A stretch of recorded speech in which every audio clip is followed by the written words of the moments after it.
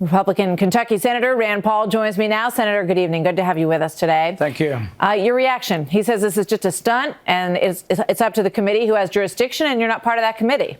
Well, I think it's actually more about substance than anything else. My concern is a little bit about transparency, but a lot about substance. I'm annoyed that we're getting the bill from Politico and not from the leadership of either the House or the Senate. The fact that the bill is sort of somehow being leaked to media organizations who are then leaking it back to interested legislators is not the way it should be done. But my substantive difference is with the House leadership plan is I think it is Obamacare light, and I didn't sign on to vote for a new government program. And I'll tell you three things that I object to. Number one, it has refundable tax credits where you get someone else's money. This is a new entitlement program, and this is similar to subsidies. In fact, I'd say it's a Democrat idea dressed up in Republican clothing. They also have a new tax similar to the Cadillac tax, virtually identical to the Cadillac tax that was in Obamacare. I didn't sign up for new taxes. And then the third thing is they have an individual mandate in there. And the individual mandate, instead of you paying a penalty to the government if you don't buy insurance, you have to pay a penalty to the insurance company. And this isn't a market situation. This is a law that says you will pay a penalty to the insurance company. That, to me, is an individual mandate. And I thought all Republicans were opposed to the individual mandate. I want to play Mike Pence, the vice president, earlier today, because it does feel from these comments as though you and people who believe as you do are being left out of this process. Watch.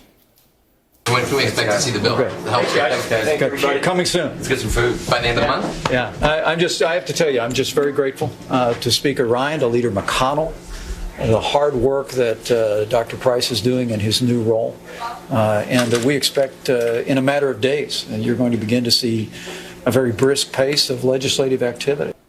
I spoke earlier this week, Senator, with Mitch McConnell, with Senator McConnell. And I said to him, you know, Senator Paul is interested in something that would give block grants in Medicaid back to the states, to bring it back to more state control and out of federal hands. I said, what are you in favor of? And he said, I'm in favor of a bill that the president will sign to repeal. He said everybody needs to be in favor on the Republican side to back a bill that the president likes and the president will sign. What do you say to that?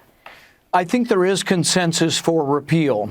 So, for example, about a year ago, we voted, everyone in the Senate, except for one senator, and everyone in the House, I think, on the Republican side, voted for a clean repeal. There is still consensus on a clean repeal.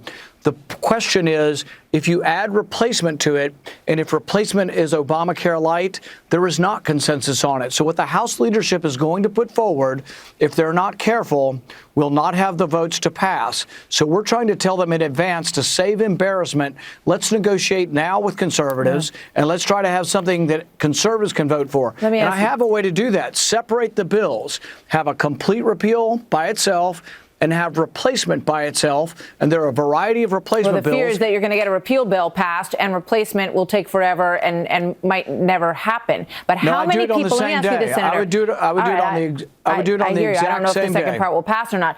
How many people do you think feel as you do? In other words, how many votes are there in the Senate for the bill? I know you couldn't see it and you couldn't get it in your hands, but as far as what you know is in it, how many people would reject it along with you? Well, I can tell you that the House Freedom Caucus, which I think is about 40 conservatives, have voted to support my replacement bill, but have also voted to vote for complete repeal, what we voted on about a year ago. There were 3 senators this week, myself, Senator Cruz, and Senator Lee, who came out and said that what we voted on a year ago is the minimum. We're not voting on less than that.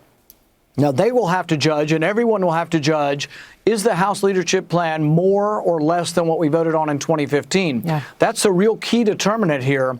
But I would rather have the discussion now. My main goal in bringing this out, I want to find consensus to repeal Obamacare, but I don't want them giving us Obamacare light, because I think that's a problem, and I don't think it passes. I think a lot of people share those concerns. Senator Paul, thank you very much. Good to have you here today.